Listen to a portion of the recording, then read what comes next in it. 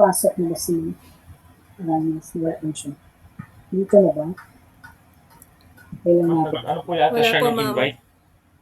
Nagpapa-accept po, parang gano'n, something like that. Naghihintay lang po ng acceptance ng invitation. Wala po. Lumabas siya. Baka na wala sa internet. Walang nasa waiting room eh. Sige ma'am, try po siyang i-message po.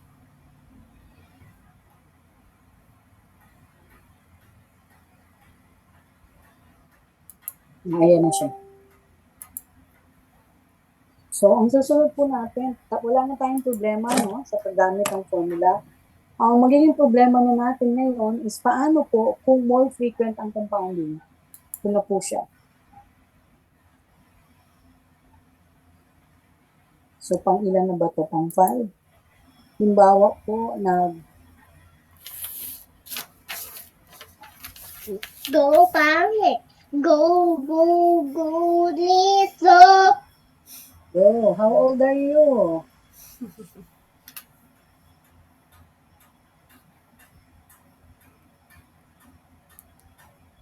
Supposing we have this.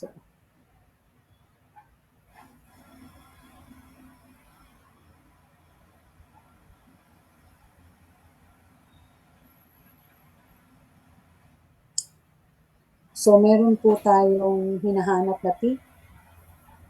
Tapos, kunwari ito ay per year. Pero ang compounding natin ay, hindi, mas maganda to. Kapalitan muna natin. Let me just see if you understand this.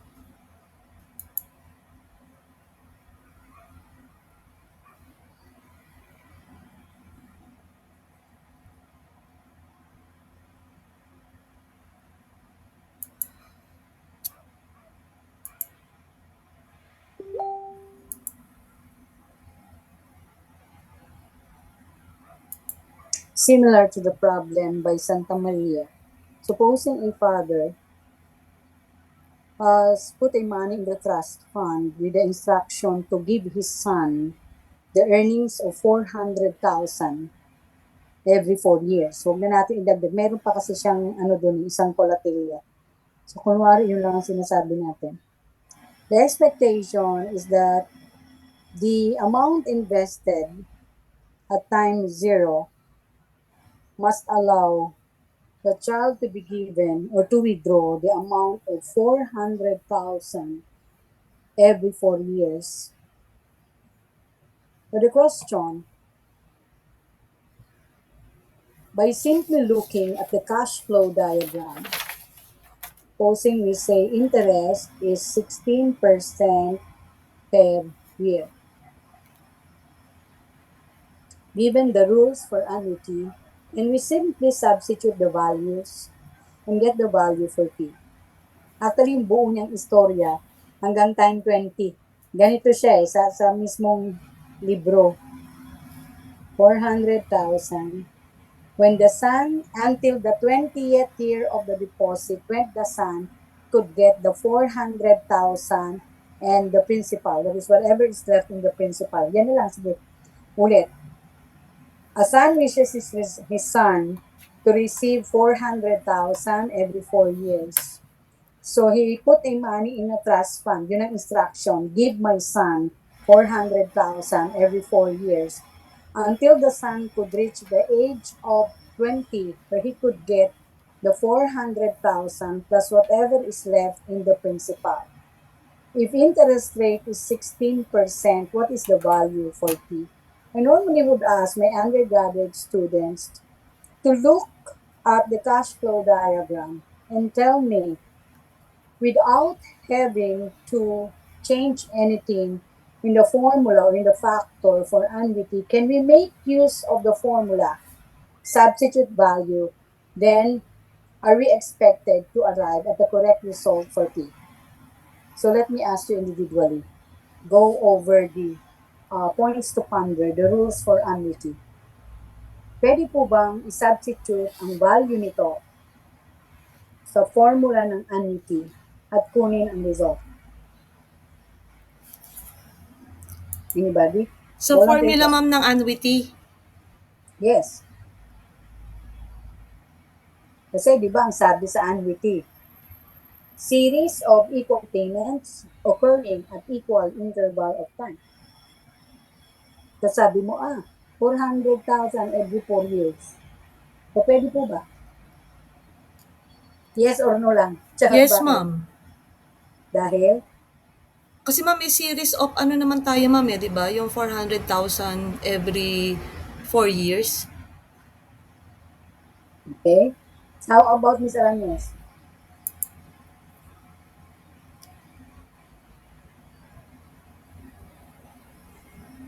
What is your take on this, Ms. Arañez?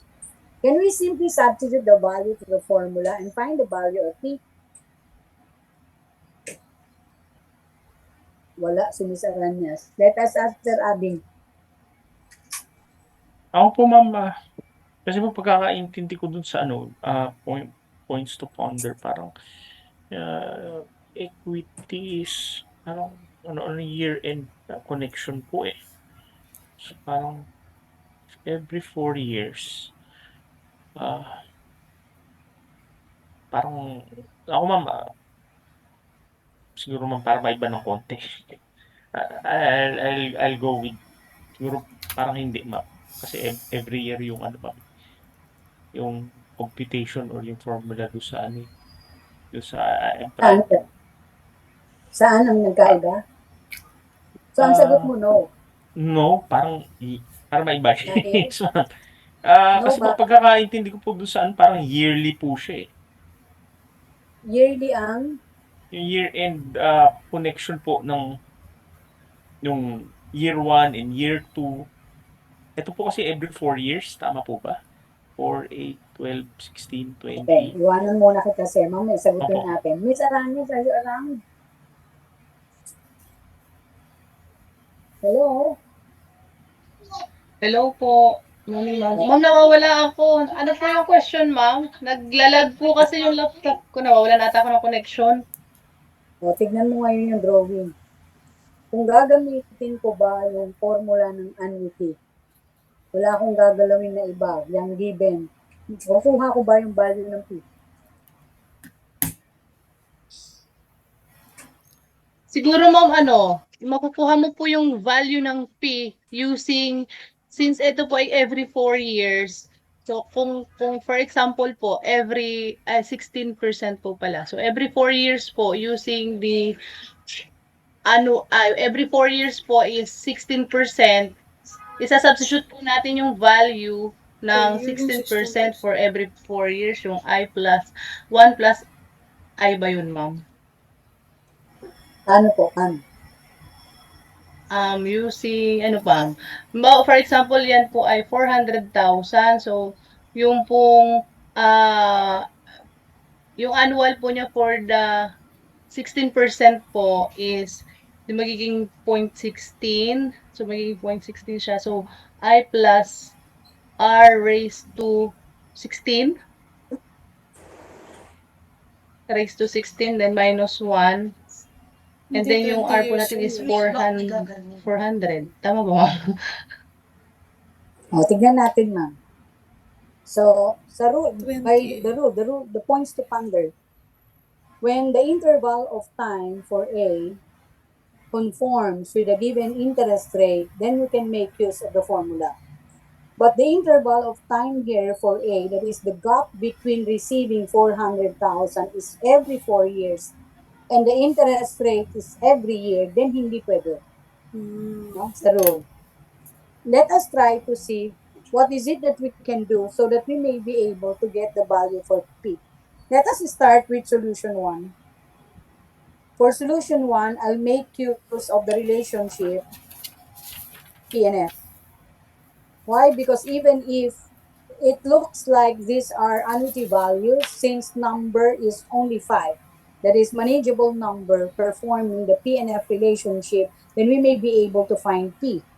So P here is 400,000, 1.16 negative 4 plus 400,000, 1.16 negative 8 plus 400,000, 1.16 negative 12 plus 400,000 1.16 negative 20. This is P plus P 1.16 negative 20. Will you please give me the answer? Anybody who is very good in making use of the calculator so that mabilis tayo ng konti.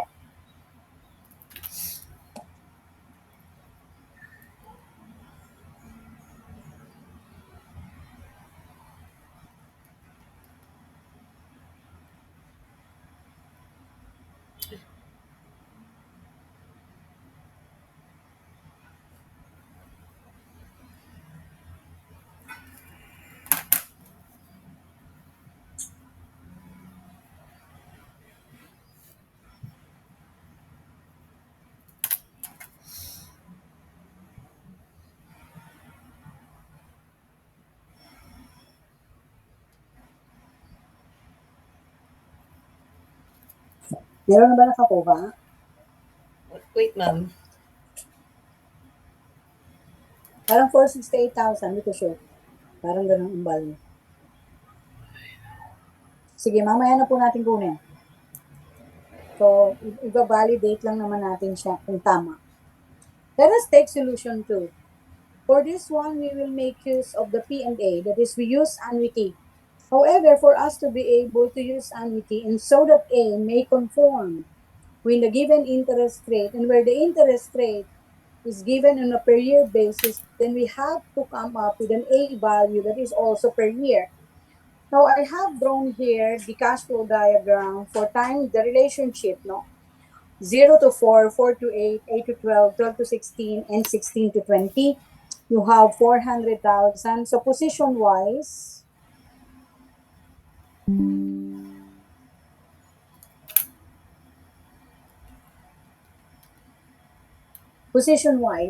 if we solve the first, then we would be able to solve the rest. One, because if we would be finding an A value that is from 1, 2, 3, and 4, so that this will be the same for 5, 6, 7, and 8, 9, 10, 11, and 12, 13, 14, 15, and 16, 17, 18, 19, 20. Location-wise or position-wise, 400,000, the receipt of 400,000 happens every 4 years. So it is like asking the question, what is that A value? That is, I am interested in finding annuity value for time 1, 2, 3, and 4, which is equivalent to a 400,000 value at time 4. When we make use of the rule for annuity, it says that F coincides with the last A, or F occurs at the same time with the last A. So this may be taken as A is equivalent to 400,000, 0.16, 1.16 raised to 4 minus 1, and this is 1.16 raised to 4 minus 1, 0.16 divided by answer times 400. 78,950. So meaning this is 78,950. Interpreting the results, we would say that a withdrawal of 78,950 per year for 4 years is equivalent to a 400,000 withdrawal at the end of year 4. So since I am able to find a value for A given the first sub-cash flow diagram, then it is understood that I am able to solve now the second sub-cash flow, the third, the fourth, and the fifth. So therefore, I now can be able to draw the new cash flow diagram. So this would look like this. So this is P, 1, 2, 3, 4, 5, 6, 7, 8, 9, 10, 11, 12, 13, 14, 15, 16, 17, 18, 19, 20. Then I have here the P. So this is A, 78,950. 50. This is years, I is 16% per year. So when the interval of time now for A is on a per year basis, and I am given an interest rate that is per year, then I may now be able to make use of the annuity formula, substitute the value, then find P. So here we have P is equivalent to 78,950, 1.16 raised to 20 minus 1.16, 1.16 raised to 20 plus P, 1.16 negative 20. So please give me the result.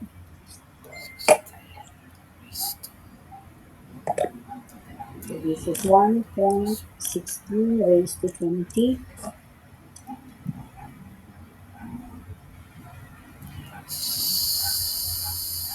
Ano yun?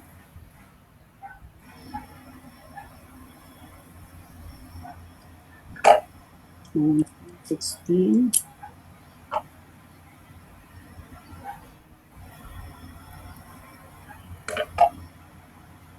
$18.608 times 78,950. So this is 468,083.017 raised to SP. negative 1.16 raised to negative 20. 0.05.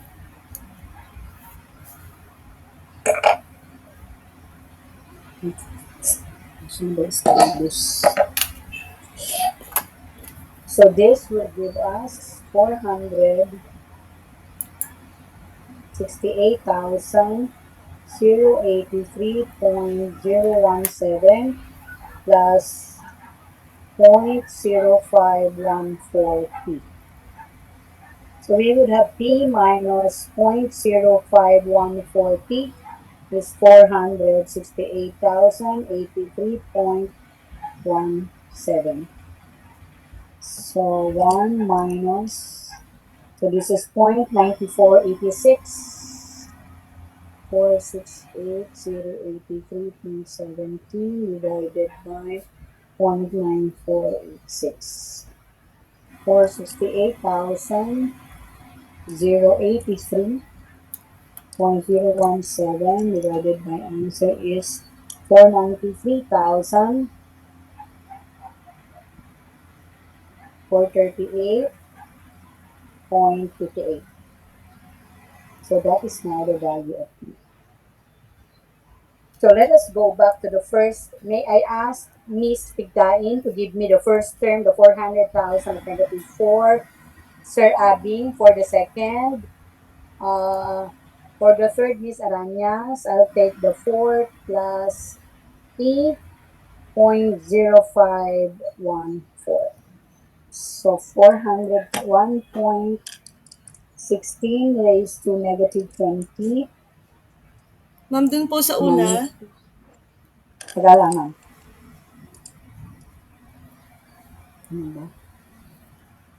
1.16 raised to negative 20 times 400,000. 20,554.18. Yes, ma'am. sa una ma'am yung 400,000 raised to 1.6 times 1.16 raised to negative 4, 220,916.44 ma'am. Okay, yes po. Ang 916.44. susunod. Tama, ma'am? Apo Okay. ma'am. Ako po ma'am, doon sa pangalawa is 122.01. 122. 122,000 sorry, 010. 10. 122,010. 122,000. Opo. Point 0.18, ma'am. 18. Yes, Apo. ma'am. Aranyas. 57,385.14. Bali, yung nakuha ko dito, ma'am, yung overall total, 451 451,420. Kulang. Dapat 468, ma'am. 430 sa akin, 168. ma'am. 430,865. 220,916. Ay, kasi kulang pa ng isa. Ano ba yan? Wala akong negative 16. Kulang pa po siya ng isa. Da-add ko ha. Kulang pa ng isa kasi to. Ayan, no, wala yung 16 eh. Plus, ay patay. Kulang siya, di ba? Ito siya. 400,000, 1.16 raised to negative 16. Nawawala. So, i-add ko na lang siya sa baba. So, 1.16 raised to negative 16.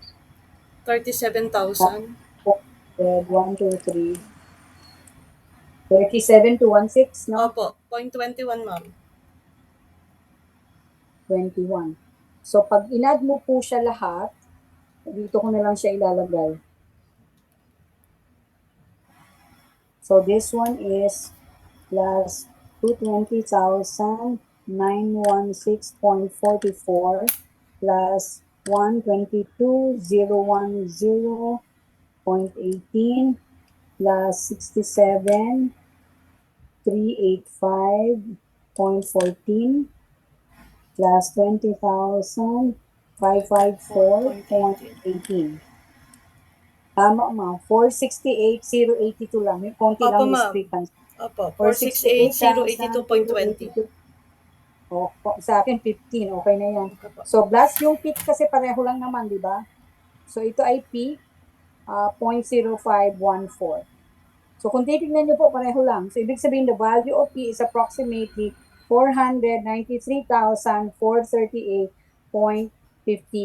So, ibig sabihin po, pareho, whether we make use of the PNF relationship or we make use of the PNA. Opo. However, in this kind of problem, we have simply modified the value of A so that it would match the value given for the interest rate. Let us take the third example, the third solution. So solution 3, we would have, we use PNA, but this time we modify I.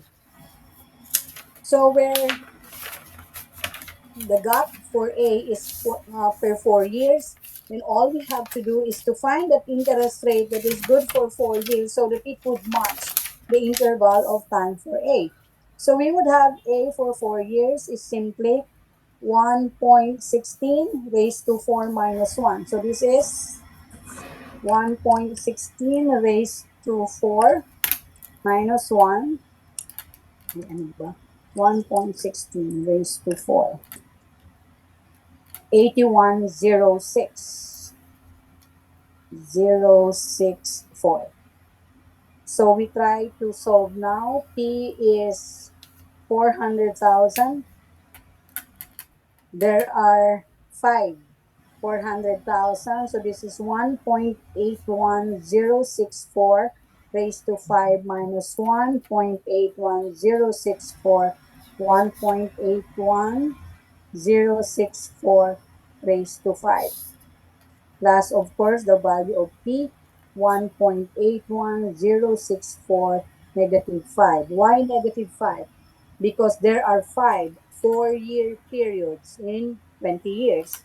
So this is 400,000. We would have this as 1.81064 raised to 5. So this is 18.4608 times 0.81064.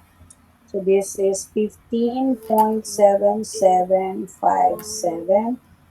So the expectation is this is also P is 0.05. Ano ba yung kanina natin? May value na yun. Unin ko na nga lang. 1.81064 raised to negative 5. 0.0514. Pareho doon. So this is 400,000 multiplied by 18.4608 divided by 15.7757. 1 point. 468,000. Ulitin ko nga. Times 18.4608 divided by 15.7757. 400.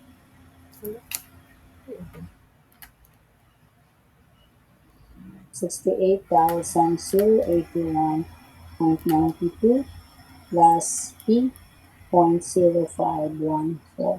So kung pansinin nyo po, this one, may discrepancy lang siya ng 1. Megit lang 1. So ibig sabihin rounding error lang siya. So the expectation is that we arrive at the same result. Any question na?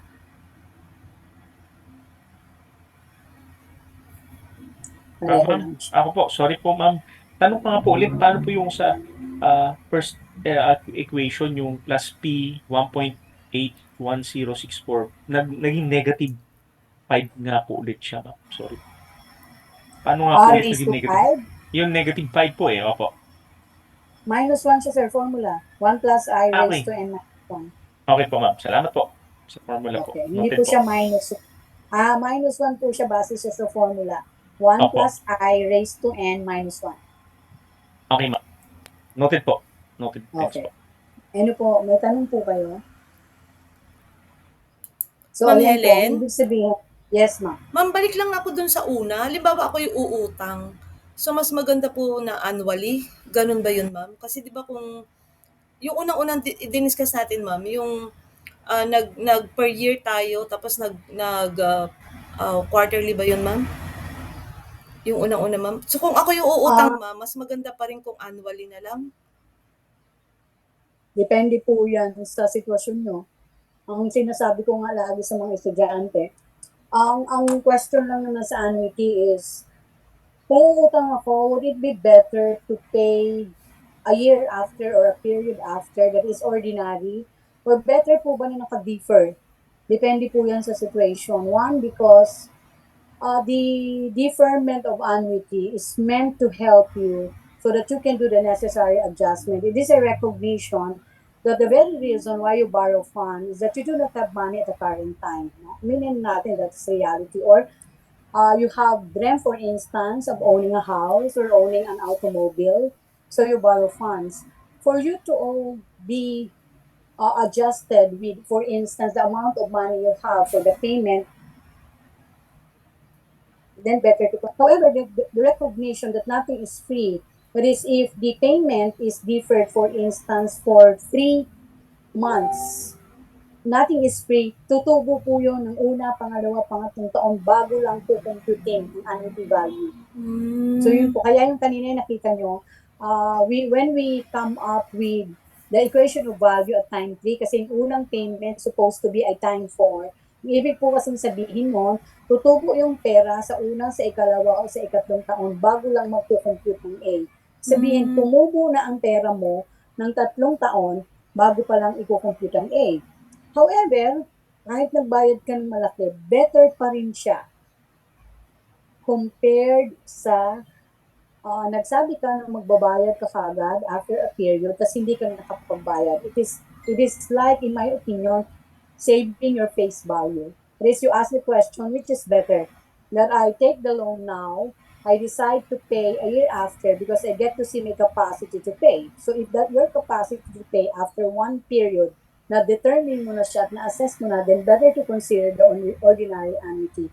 However, when you need time for adjustment so that you can make funds paying your amortization value, then better to consider the deferred annuity when you get to see yourself as not having the capacity to pay a period after.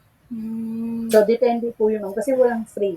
Parang sinasabi lang, it allows you to do the necessary adjustment. But reality will tell you, they will be computing the interest in the months to come that you would not pay. And this, actually, interest, nagko-compound kasi siya bago lang siya mag-compute ng amortization schedule. gawa ng amortization schedule. Oo, okay, ma'am. Sige, ma'am. Noted po. Kaya kung mag-uutang ka, di i-assess mo lang yung sarili. Kasi oo nga, sabi mo ayoko na, lalong lalaki yung tubo. But alin ba ang mas importante? Nakabayad ka on time or you lose your face value? Okay. Let us accept it for a fact. When you borrow funds, wala namang masama sa mag-utang. Lahat Opo. naman ng tao mo. Diba? The only difference, kung settle mo. Oo. Kasi kung hindi ka makabayad, parang ano lang yun sinasabi ko sa mga estudyante sa koleyo. Halimbawa, your allowance is 100. Nasama ka sa mga barkada na mararaming pera. No? So kumain kayo, nagastos mo 120. So the expectation is that tomorrow, when you would be given another 100, you'll be paying 20 doon sa inutangan Sa mo. inutangan. So what is left of you now is 80. 80. Sumama ka sa design barkada, 120 ulit. Yung may utang ka na naman, kinabukasan, padagdag ng padagdag, Opo. until such time, hindi ka na makabayad. Then you lose your face value. Anong gagawin mo ngayon sa campus? Kasi classmate mo yung inutangan. O di pag nakita mo siya, makakasulubong mo, iwasan mo. Iwasan na. So hindi po. Kasi ang interest, ito nga inutang mo sa kaklase, wala pang interest yan. Kaya dapat ma-realize the value of money. Opo. Okay, ma'am. Sige po. Oras. Noted, ma'am. Actually, kailangan pa natin ng more frequent compounding and gradient. Pero hindi na rin matatapos kasi anong oras na. Di ba tayo pareho? Anong oras na ba? 12:30? 12:30, ma'am. 12:30, ma'am. Oo. Pwede naman next meeting na lang ulit. So ako pa ulit kasi hindi pa tapos. May gradient series na. Yun na ang huli. Then ano na siya application. Okay, ma'am. Sige po. May tanong po kayo? Ma'am, next week po yun, ano po, yung continuation nito. Oo, sir, next week. Okay po. Kaka-recall na kayo ng echo? Mahirap ang echo sa totoo lang. Mas mahirap pa siya dun sa major subject ng IE. Para sa mga beginners, sa mga estudyante, they find it solving worded problems difficult. So starting po, pag natapos ko po yung lecture by next meeting, bibigyan na po kayo ng maraming assignment. Ngayon, relax mode muna. Pero pag binigyan na kayo ng maraming assignment, kayo na ang magpe-present ng solution base sa kung saan kayo tatawagin. So, ganun lang, no? Para makita, bago tayo pupunta sa application. So, okay po tayo? Okay po, ma'am. Noted po. Nakaka-relate na. Noted, ma'am. Okay. Medyo Thank you very much. nare-recall naman. Sige po. Magpipicture na tayo, magpipicture. So, Ma'am, pwede po mag-request doon sa previous slide. Screenshot ko lang po. okay. Sandali lang po. Ba't ito na lang ba?